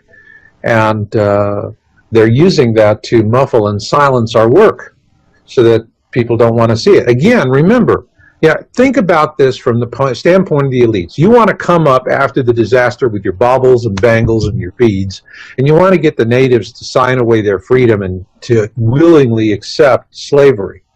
Well, you can't set aside enough baubles and beads to entice 7 billion people. But 500 million people is workable. Okay? According to the government's own statistics, shut off the electricity for 2 years and you'll reduce the population of the United States by 90%. That's right. What they want, look, the reason why there's so much suppression, the reason why there's so much manipulation and social programming is that there's a simple goal: to ensure the maximum possible dieback. That's it. The more people that die, the better the elites like it. They don't care if 1 in 12 of us walks out of this thing and the rest of us die along the way, because what do we all know about human beings? We breed like rabbits. Okay? I mean, for God's sakes, we went from 2 billion to over 7 billion just in less than a century. If we lived forever, we could populate our own planet. I mean, we're prolific. We are prolific. So, the thing is, it's not about the numbers. They don't, they view us no more passionately than we do farm-raised trout. Yeah, that's why there's the term goyim cattle. That, sometimes hey, typically you chip a cattle, and the RFID chip that they're talking about putting into people under the Obamacare Act that's supposed to be carried out by 2017, I say let them try. It'll be interesting to see what happens after the passing of Nibiru. Let me tell you about this, Peter, okay? Because you're a man, you value your relationship with Creator. Absolutely. Okay? Now, the chips, they're going to say the chips are for identification purposes. Yep. And they're not going to start chipping people now while, we're watching Dancing with the Stars and Walmart is stocked to the shelves. Okay? They're going to start chipping people when life's hard, when you can't get medicine or food. And then you're going to that's when you go to Walmart and they're going to say, run your chip through the scanner. Oh, you don't have a chip? Sorry. We have to just put your stuff back on the shelf. Yeah, that's when you're going to get your government cheese and your chips. And the That's chips right. are going to be Now, Doritos. the chips, okay, actually have three functions. You know, I learned about all three of them from a whistleblower, and after she told me this, they found her and they muffled her. But what she told me, because it was really breaking her heart, is that these chips are going to be identifiers, but they're bidirectional, okay? They go both ways. They send information, receive information. So they're sending information about you. They're transmitting your identity and background information. But then they're receiving other information, which is going to be cloud computing style of programming, where when you're chipped, what you don't realize is that your chip is now turning you into a radio receiver for social programming. And they're not going to have to even bother with getting, you know, armies of people to manipulate us on YouTube discussion channels in the place. They'll just pump it directly into your brain. But here's the third thing that the chips are going to do, is that the chips are going to be able to set up barrier frequencies. They have identified the frequencies by which we communicate with God, like the way God touches us in our lives and gives us dreams, visions, and premonitions. They will turn that off. So once you've been chipped, you're going to be socially programmed to be more passive, more adaptive, and your connection to God is going to be completely severed. Now, they're doing that because in an elitist view of the world, you only have value as long as you're doing something that's going to profit them, and B, that you are reliably docile and subservient. So if you're an independent kind of a person, you're not going to be reliably docile and subservient. And so people could be living along, once they're chipped, they're living along coastlines. And what are they going to broadcast into these people? Oh, just stay where you are. It's wonderful. Stay where you are. It's wonderful. Stay where you are. It's wonderful. And then that's it. Shelter in place. And then they die. So there are the evil things that I see that are going to start unfolding. And they're going to start unfolding and bringing these things out when people are panicked and hungry and can't get medicine. And at that point, they're going to be completely unprepared for what's coming. And they're going to have to take what's offered. And what's offered is going to be starve to death or have your heart attack, or you get a chip. And once you're chipped, you're chipped. There's three kinds of chips that they're going to use. There's going to be the subdermal implants, about the size of a large grain of rice. If you are forced to be chipped, that's the one that you want to take. The other one is going to be a thermal transfer. It'll be like a tattoo. They'll put it on your forehead, and then there'll be a circuit that will just etch itself into your skin like an invisible tattoo. And the only way you can remove that is just remove the skin from your head. And then the third kind are going to be infant implants, and at the top of the skull there's a couple of very soft areas where the child at birth has very soft tissue in the skull in order to come through the birth canal. And when a child is born, they'll immediately insert a specialized chip into that area, at which point it's impossible to extract the chip, and that child is chipped for life. And that's where they really want to go. They're going to want to chip all of the newborns that way. So this is what's coming down the pike, and these are the things that they just don't want people to know. All right, and if people do know, then the whole situation takes on a completely different spin. But again, the problem is, all right, you have this knee-jerk denial reaction, which is exactly what. I mean, I am not a Bible person, but I do read the Christian eschatology, and it's like, the more I study it, the more it's like it's a preparatory for these times. And the more I look at it, the more, excuse me if it offends anybody, but I don't think many Christians really understand their own Bible. I don't think they understand the eschatology that well. Because all they depend on is someone who's explaining it to them, and the explanations that they're getting are designed in many cases to be misinforming or incomplete. It's the church dogma that they're actually getting. They're not getting the actual teachings that are written in the Bible.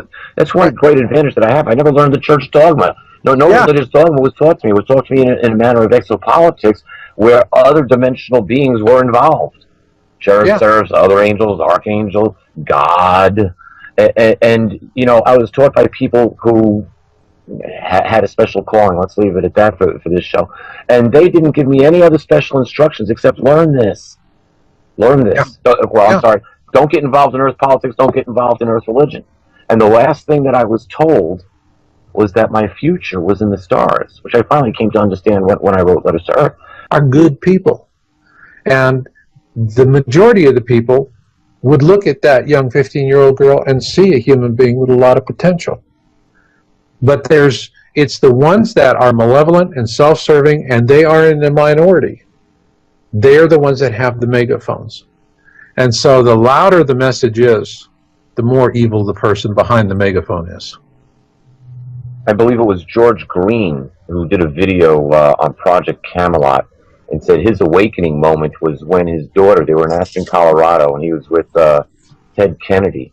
And his daughter, who was 14 at the time, came walking through the door, and Kennedy said, "I'd like to have that." And George looked at him and said, "No, you wouldn't." He said, "That's my daughter." And Kennedy said, "So?" Yeah.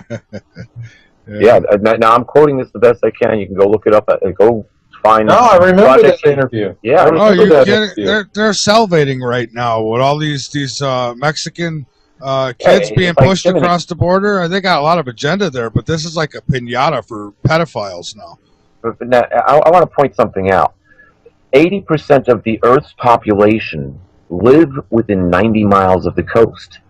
Think of the logistics problem it would be to move those people to a safe location inland. 80%. Now think about places like Bangladesh, which is, I can't imagine how many million people you have living at basically coast levels. But there's so many. If you look at the Southeast Asia and the Fiji Islands, Micronesia, you start sloshing the oceans around, these places are going to vanish. Oh, yeah. Yeah. The average height of Fiji is 7 feet above sea level. Yeah. They're toast. Yeah. And they want these, you know, the thing is, they just simply, the elites simply want to reduce the global population to more manageable numbers. And so they'll use any combination of things. Wars, disease, plague, it doesn't matter. Once the party starts, they're going to want people to die, and they're going to want them to die in vast numbers. And the ones that are going to be the fastest to go are the ones living along the coastlines. Now, it's the reason why, I moved to Reno. All right. I relocated because I knew it was just time to bust a move. You think we're going to have some record-breaking hurricanes this season? There's so much weather manipulation, it's hard to say. I mean, we very well could. I mean, what I see happening here on the West Coast is California has already been written off. You have Nancy Pelosi, who's gone to Congress to ask Congress to set aside special funding for a disaster fund for California because they are already looking at this drought and forest fires and rising sea levels. And the reason why is the jet stream has been moved with all the chemtrail spraying. I find it just boggles my mind there are people that still deny chemtrail spraying. I mean, I look over I can see squadrons of these jets laying checkerboard patterns in the sky. Oh, it's sick. Marco, I was one of those people who denied chemtrails. I was like, I remember that. Chemtrails, really looking at vapor trails. And then I said, okay, well, let's go look at what they're putting in jet fuel. So I looked up the formula for jet fuel. And I'm reading barium. Why are they putting barium in jet fuel? That made absolutely no sense. And so now I have to start questioning, okay, if they're putting barium in jet fuel, what else is actually going on? And I started investigating it, and I started looking up in the sky, and I started saying, okay, vapor trails vanish. Those things are getting bigger. Well, first off, I couldn't be in you denial. See these things, they lay a pattern in the sky, and these things are just persistent for hours, okay? They're not like contrails. Contrails evaporate. These things are persistent. They stay in the sky for hours. And Yeah, what they're doing they is get that bigger. they're shifting the jet stream, all right? And because they want to get moisture, they want to get more moisture into the Midwest, because this is where Monsanto and all these guys have got all their big bucks invested in these, in soy, wheat, corn. They want the water for this area. Now, the result is the jet stream. Remember, there was a famous quote from Samuel Clemens: "The coldest winter I ever spent was a summer in San Francisco." Well, the reason for that was it used to be that the jet stream came down from the Arctic, and it used to go in exactly where the Golden Gate Bridge is. All right, that was jet stream came into that point and cut across, and that was the reason why the summers in San Francisco were always so cold, because you'd have the ice melt, and then you would have all of this cold air come rushing down in, and boom. Well, the jet stream has been hijacked so that instead of it coming down into San Francisco, it actually comes down and goes over the top of British Columbia and then down, so that the jet stream has literally been deformed so that it brings the moisture down into the Midwest. That's the reason why the Midwest is having these colder winters, a lot more rain, a lot more bizarre weather. They have more cold, more wet, that kind of stuff. Now, I've had people call me from British Columbia to tell me last winter, they normally in British Columbia in the winter will have 4 to 6 feet of snow. Last winter, they had no snow. None. Just occasional rains. And as a result of that, shallow wells in British Columbia were going dry, and the salmon runs were down 75%. All right? Completely devastating local economies up there. Do we hear about that on CNN or MSNBC or Fox? No. We know what Beyonce's scratching her tuchus to do today. All right? That's it.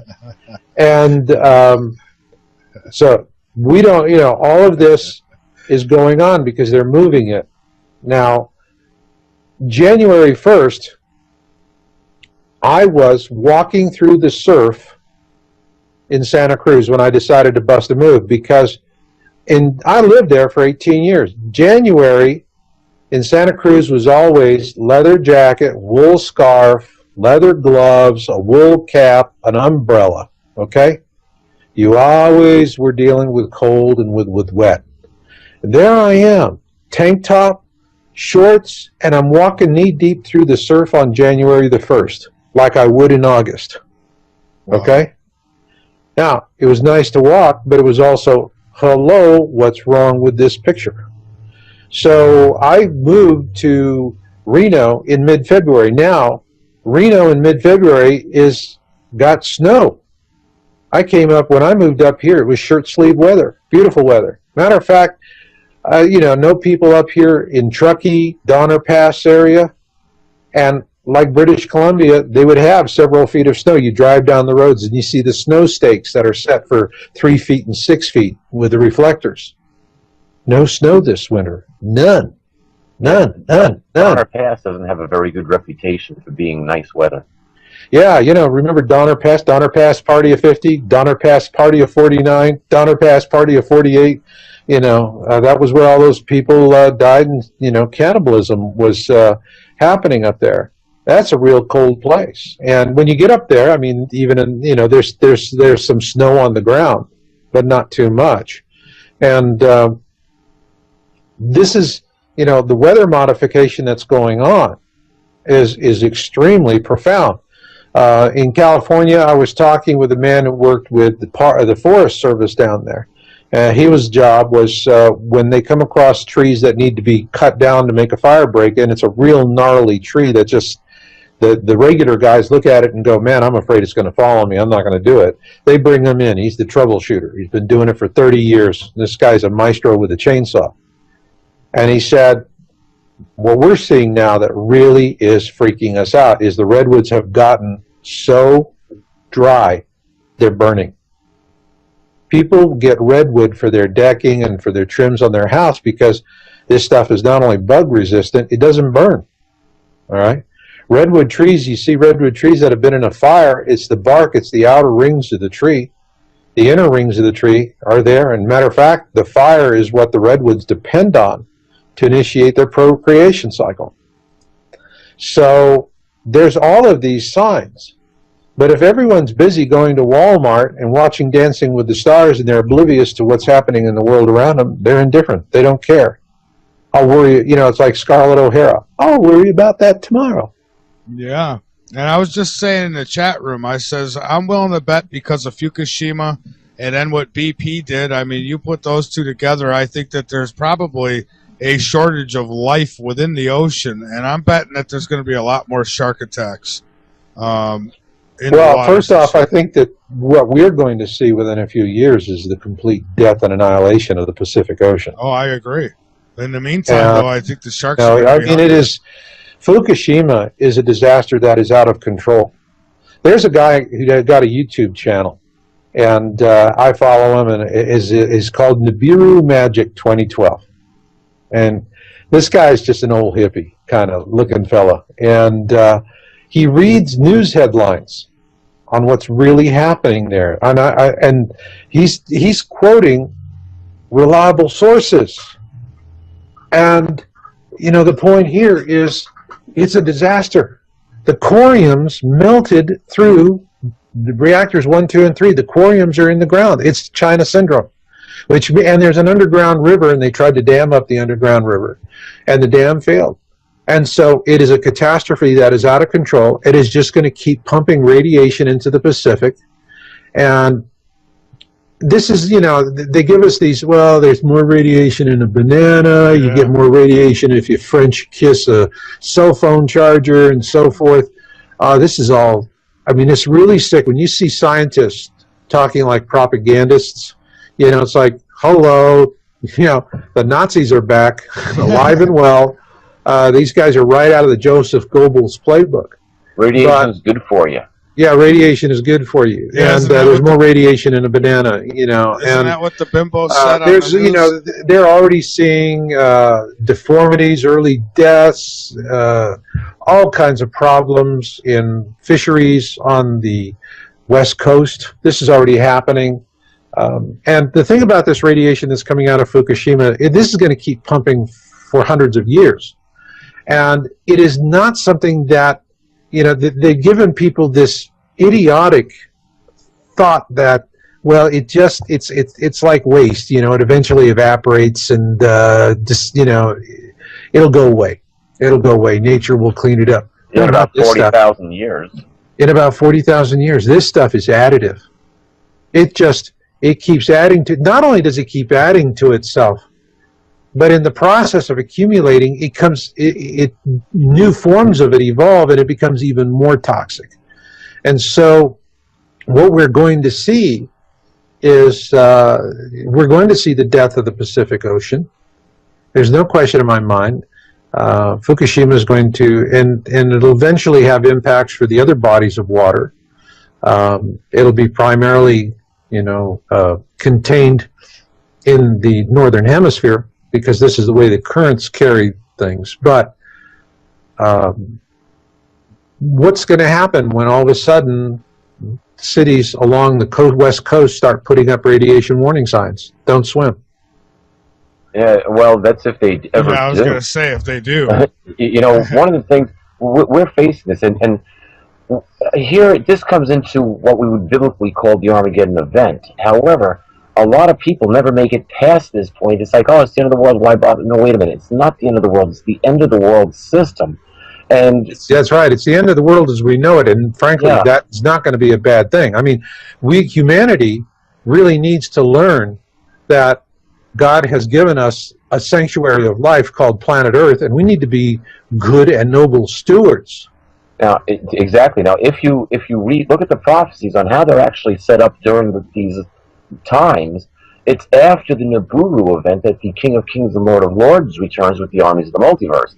Okay, I gotta imagine that since this is the Loyalist force, they outnumber the rebels 2-1, that they're also probably going to bring advanced technology with them to maybe neutralize the radiation and a lot of the pollution on this planet. It's all possible just by changing the vibration of the actual string within the atomic structure itself. So change the vibration of the string, according to string theory, it's there, and you'll change the vibration of that structure, making it inert.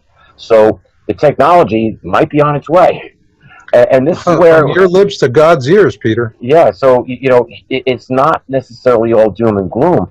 And when you look at I read earlier about where it says in Revelation chapter 6, but you go to Revelation chapter 19 where it talks about the return of the King of Kings. It's in the 17th verse. It says that there's an angel that stands that's in mid-heaven, and he calls all the birds together for the evening feast of God. And the same ones, the kings, the rulers, the rich people, and all their support staff, they become bird food. So works for me, baby. That works for me. And the great thing is, we are building flocks of meat-eating seagulls with our garbage dumps. Yeah, it makes you wonder about Alfred Hitchcock and the movie The Birds. Oh, The Birds. Yeah. Well, that takes me back. Yeah. So think about 80% of the world's population not being told what in the world is going on. It's finally last minute. Okay, folks, you got to get off the coast because Nibiru's here, and you're going to get washed off if you don't get off. And so you got these people in a mad rush, all trying to get off the coast, killing each other to get out of the way. And meanwhile, they're not going to let them do it. That's when I've had this actually. They'll get as far as the Delaware River. This is a real. The funny thing is when I moved into Reno, and I tell people if you relocate to an area, you want to go to some place where you feel like it's home. And when I came to Reno, I fell in love with it because it's 40% original Reno and 60% people who come from California. And the folks that are native to Reno are the very same kind of people I grew up in Phoenix in the 1960s with. And they're wonderful, easygoing, cordial people, tough as nails. I really like them. And the folks from California that are here are the folks that I always wanted to meet in California and couldn't find. I mean, Reno got the cream of the crop. And, so there's a diverse culture here. I love it. It's wonderful. And, the conversation I have, there's so many folks here that are into this topic. Guys, we're just about out of time. So, Marshall, I hate to rush you like this, but we're down to just a minute and a half. So please go ahead and get out anything that you'd like. And I thank you so much for coming back. The time just flies. Really does. Yes, for those of you who are new to the topic, please check out my new video series, Planet X 101. You can see it at planetx101.com. That's planetx101.com. Also, read our latest article. It's Time to Look Up at YOWUSA.com. YOWUSA.com. And the thing here, and I want you to remember, is we can't beat the elites. The future is for the meek. But not by default. We have to claim it. And all we have to do to claim it is to call the bluff. I love that, Marshall, because you look at the scripture in Matthew 24, and Jesus said that those times would be so difficult that if it wasn't for the chosen ones, no one would be left.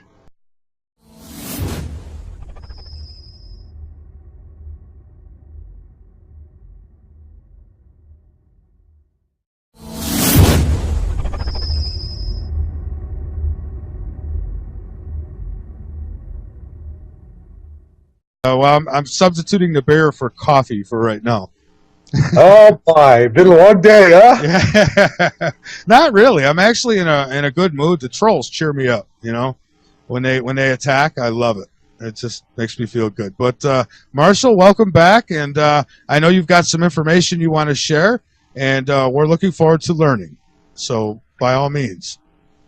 All right. Well, there is a lot to do since the last time we talked. We've released 3 videos in our Planet X 101 series, and you can see that at yowza.com, YOWUSA.com. And we have the ones we brought up are Deep Impact, Nibiru Nearing, and Pole Shift. And just real briefly, Deep Impact, we were doing the AMS meteor data, and the trends there are not looking good. If the trends continue, we could very well have a deep impact event that would swamp a coastline. If the trends do not reverse quickly. Nibiru nearing is the one that seems to really have hit a nerve with the elites. Excuse me. We have several observations, including several from Turrialba, that webcam we've been tracking in Costa Rica. Mhm.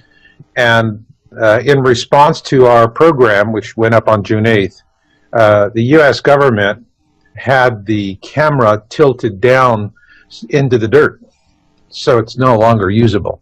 So what they've done is they've stopped the making that webcam or that surveillance camera available for viewing. And if you go to my webpage at yowusa.com, you can see the Planet X 101 series, all 4 programs. It's about 3 hours. And for those of you who are newbies, it distills what would be the equivalent of 3 years of personal research effort into 3 hours. So this is a really fast and friendly way to bootstrap yourself into the topic. But also when you're there, read our article, It's Time to Look Up. And in that article, I document blow by blow. But this is smoking gun proof of suppression on the topic. Yeah, and Marshall, if you remember correctly, after the last time you were on, I had to email you to let you know that, not that I'm anybody special or important, but I, double check stuff. I took like timestamps from your video and I went and looked, and I could account for everything except for that object. And so, yeah, that is, and then I get people saying, well, it's a reflection on this and it's a reflection on that. Well, in previous videos, we have shown the object slipping behind the cloud banks. So tell me if a reflection can do that. I don't think so. Yeah. Peter? So. I'm here. Sorry, I was just listening. Oh, I had sorry. watched the videos earlier, and Marshall, I have to say, I've been interviewing you personally for about 3 years, and I've noticed over that period of time, at least 3 years, and over that period of time, you've continued to refine your work and provide more accurate data. And now, I'm thinking, okay, sooner or later, this is going to have to show up. I was not a big, and I'm still not quite a big fan of Nibiru, but for different reasons now. But I wasn't, based on Zechariah Stitchin's work, I was not a big fan of Nibiru. I said, hey, we're crossing the galactic plane, and I can see Earth evidence of this. However, we watched Elenin come in and go out, and that wasn't Nibiru. And we watched Ison come in and go out, and that was supposed to be everything from the motherships in Nibiru. And no, it's not time yet. And I knew these things based on the prophecies, based on the timing that's laid out in the prophecies. However, when I'm listening to this data here that you're presenting, and I'm looking at the timeline of my data in the prophecies, I'm saying, uh-oh, heads up. Yeah, that is, whichever way you cut it, we're in deep poodoo. We are. Yeah, and it's the timing of the events, and we'll get into this a little bit more, but it's the timing of the events with the blood tetrad moons that started in April on Passover, and they're going to end on the Festival of Booths, which is September 28th, 2015. Interestingly enough, the next Passover has been miscalculated. It's on the calendar as April 22nd, when indeed, when you do the calculations as prescribed, it should be March 23rd. Interesting. It may come at a time when you think not. Yeah. Well, So, I don't think you'll I'm mistake looking at it. these things and what you're saying, and I'm saying, okay, well, maybe we should pay attention to what Marshall has to say. Yeah, I find the denial factor is just amazing to me. If you create a Google search string, end times, Bible, and deception, okay? You plug that, end times plus Bible plus deception. You put that into Google, and it comes up with like 1.63 million results. So people are used to talking about, well, yeah, there's going to be deception. 1.63 million results. I mean, stop and think about it. These are web pages that are hitting on these keywords in that sequence. And yet, people still say, well, if it was that big, the government would have to tell us about it because it would be that big. Yeah, and if you believe that, I have a bridge in Brooklyn that's for sale. It's going cheap. It's going quick. To you, whoever wants to buy it, $300 million. You can put There a you toll go. booth on it, and we're good to go.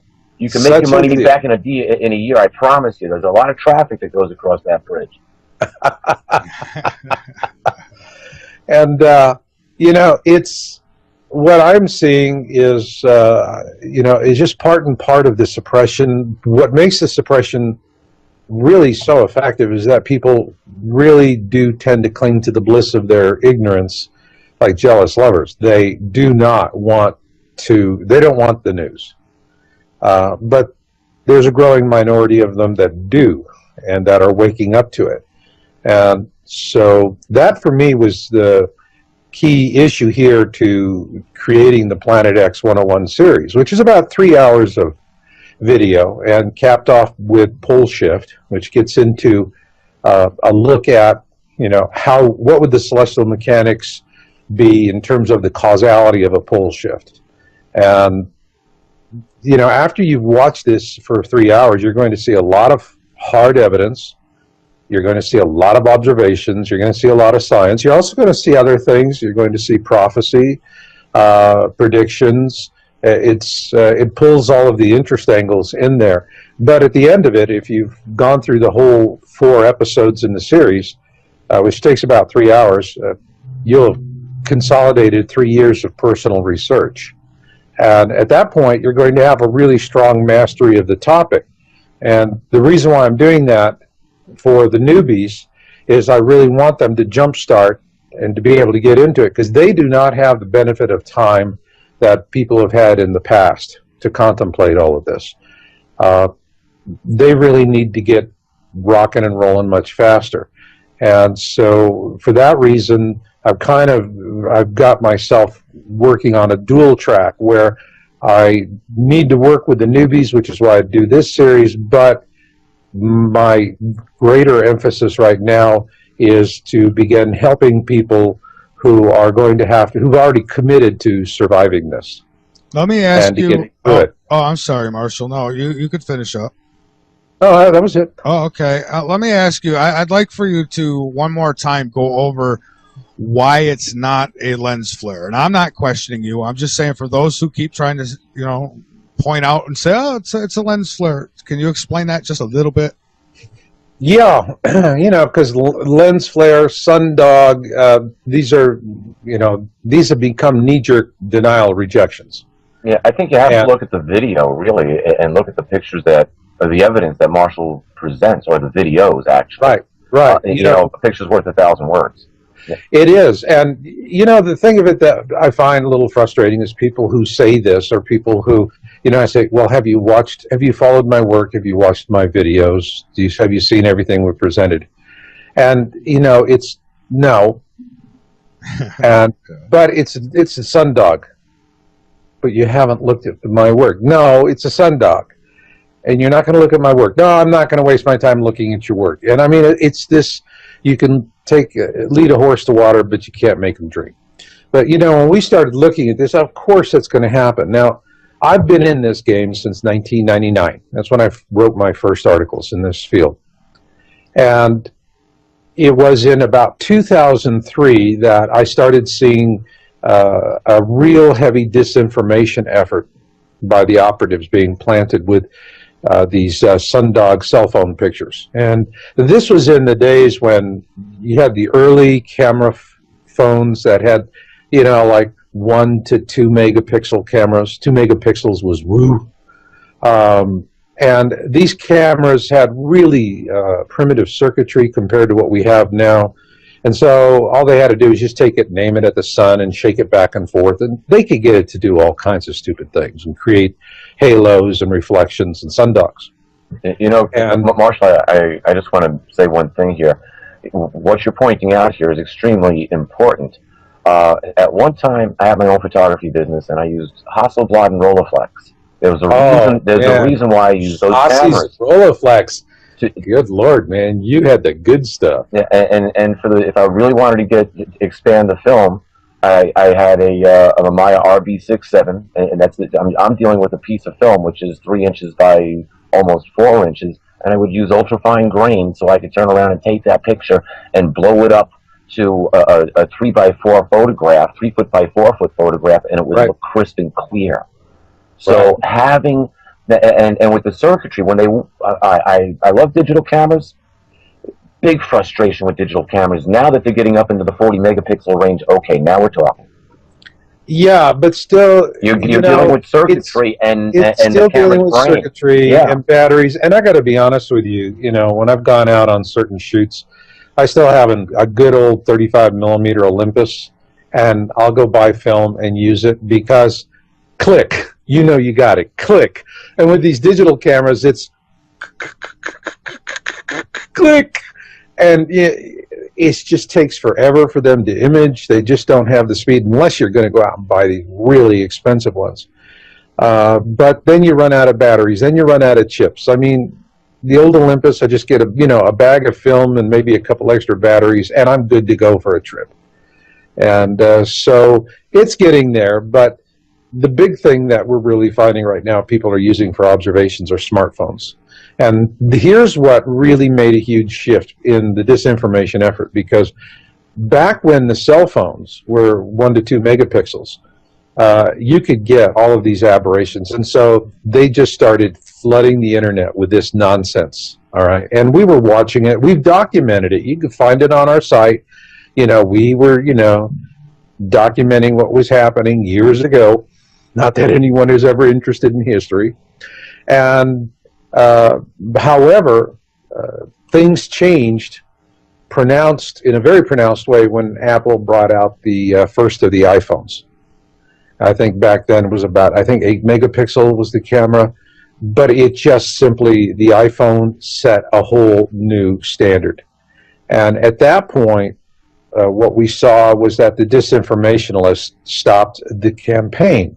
But they had already achieved their goals. They had gotten the terms reflections and sundogs injected into the public domain.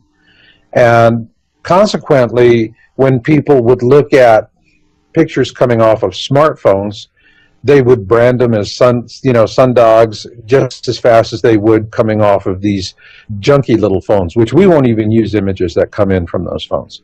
They're just very problematic. But the smartphones, now you're talking 10, 12 megapixels and more. I've got a Galaxy S4 Active, and my God, the picture resolution is amazing. And so once those came in, the disinformation campaign chilled out, but the damage was already done. And so people were already inoculated against these kind of images. And the thing is, with a smartphone, you can get reflections and sundogs in an image, but you can also, unlike with the cheap cameras or the older cameras, which were very poor, you can differentiate between a legitimate object and some sort of aberration, reflection, or sundog. And so you can make those distinctions in a better resolution camera. And so, you still have this thing where people jump to it. Now, when we started tracking Turrialba, all right, and this is 3 different camera systems, and one was a standard definition, one was high definition, and the current one, which was gifted by the United States government, is about as clear as mud. And however,